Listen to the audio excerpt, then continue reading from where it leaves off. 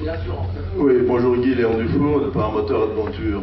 Je voulais vous faire partager une expérience, si je puis dire, qui m'est arrivée ces dernières années.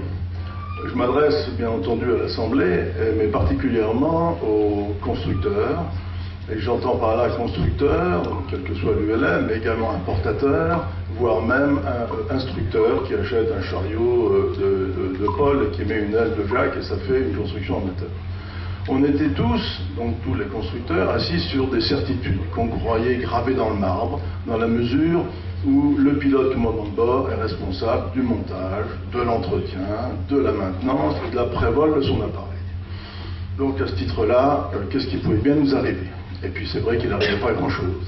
Donc, eh bien, la majorité, pour ne pas dire la totalité des constructeurs, ne sont pas assurés en RC après livraison.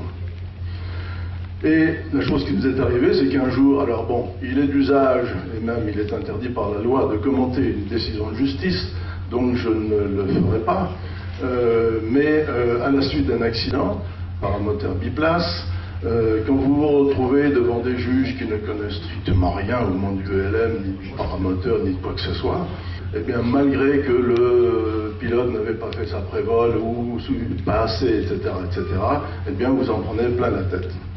Et c'est comme ça qu'on s'est vu condamner la société Adventure et moi-même, en tant que président, en première instance, puis en appel, puis en cassation. Et que, bon an, mal an, sur 3 ans, il m'a fallu payer une totalité de 170 000 €, ce que m'a coûté cette condamnation. Bon, quelle que soit la taille de votre société, et quel que soit le bénéfice, quand on vous ampute 270 000 €, ça ne fait pas plaisir du tout.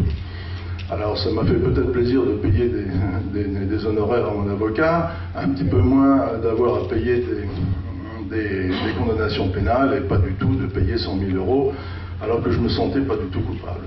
Donc c'est un témoignage, c'est pas une question, c'est juste pour vous dire ce qui m'est arrivé. J'ajoute par là que je ne suis pas du tout l'agent commercial de la charmante blondinette qui se trouve là-bas, qui est Air Courtage ou l'autre assureur qui est en dehors de la fédération. Je n'ai aucun intérêt là-dedans. Mais effectivement, après maintenant 22 ans d'activité d'aventure, eh bien, j'ai pris la décision de m'assurer en RC après livraison, ne serait-ce que pour la pérennité de l'entreprise, que j'espère bien un jour transmettre, parce que bon, et ça me semble complètement indispensable. Heureusement qu'il n'y a pas eu de mort dans cet accident, autrement je ne serais pas là parce que je serais sous un pont aujourd'hui, c'est clair. Et donc on n'est pas du tout à l'abri, contrairement à ce qu'on a pu penser, ou ce que j'ai pensé, ou ce que certains pensent, qu'on n'est pas du tout à l'abri de se retrouver un jour devant des juges qui vont rien comprendre et qui vont juger pas du tout dans l'esprit de l'ULM, si je puis dire. Voilà, c'est tout ce que je voulais vous dire pour vous faire partager cette expérience, si je peux dire.